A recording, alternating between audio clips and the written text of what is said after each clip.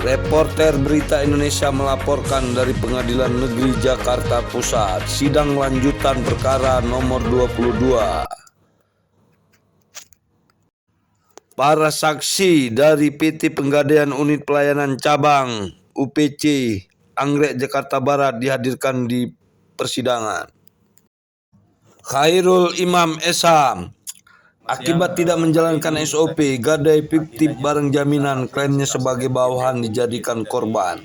Deputi tim audit maupun dari karyawan dari PT Penggadaian, sidang perkara nomor 22 Tipikor 2022 dengan terdakwa Lusmi Riza, bahwa di sini fakta persidangan memang terlihat sekali kejanggalan yang ada. Satu, ketika tim audit itu di dalam berita acara pemeriksaan bahwa semua terkait masalah taksiran tinggi harus ada memang approval dari mana? Approval dari pimpinan cabang. Nah, ada tim audit memberikan rekomendasi bahwa harus ada penagihan kepada nasabah dan itu sudah dilakukan atau belum, ya kan? Tetapi di sini harus pimpinan cabang melakukan pengawasan yang ketat. Gitu.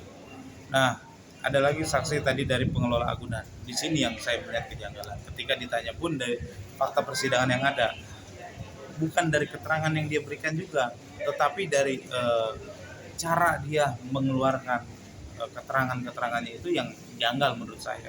Ketika pertanyaan itu dia jawab harus diam dulu, harus berpikir dulu. Kami menduga itu ada yang ditutupi dari pengelola agunan. Ya, jadi dia bilang tadi gini, bahwa barang yang dikeluarkan untuk ada pelunasan dari nasabah itu dipersiapkan sore hari, SOP-nya seperti itu, dan akan diambil oleh UPC pagi hari. Tetapi ketika tidak ada atau batal dilakukan pelunasan dari nasabah, bahwa SOP-nya adalah barang itu harus dikembalikan lagi kepada pengelola agunan. Nah, di sini saya lihat bahwa pengelola agunan pun tidak menjalankan sesuai dengan SOP yang ada. Terlalu membiarkan, tidak ada pengawasannya juga. Nah, tadi saya tanya terkait gadai fiktif.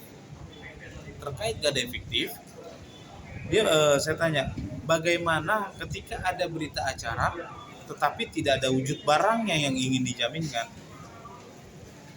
Jawabannya dia apa? Kalau saya diamkan ini malah bahaya. Bahaya apa?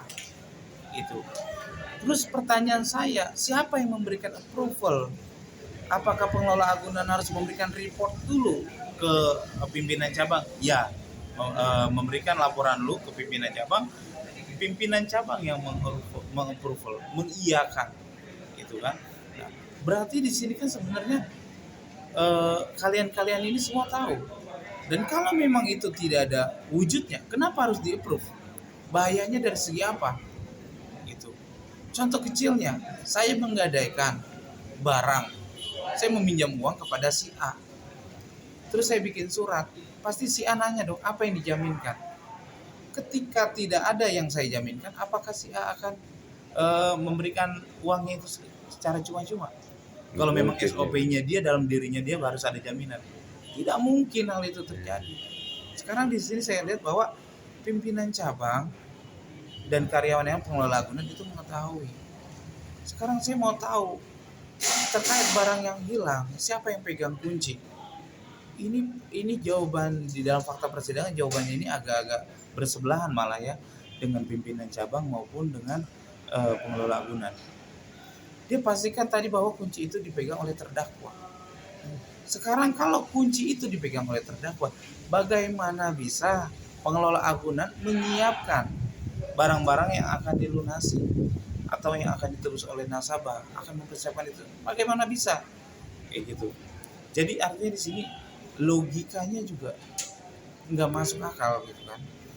Kami di sini meminta nantinya bahwa masih ada tahap-tahapan selanjutnya, yaitu minggu depan dengan agenda masih saksi dari JPU, yaitu saksi nasabah, nanti masih ada keterangan ahli.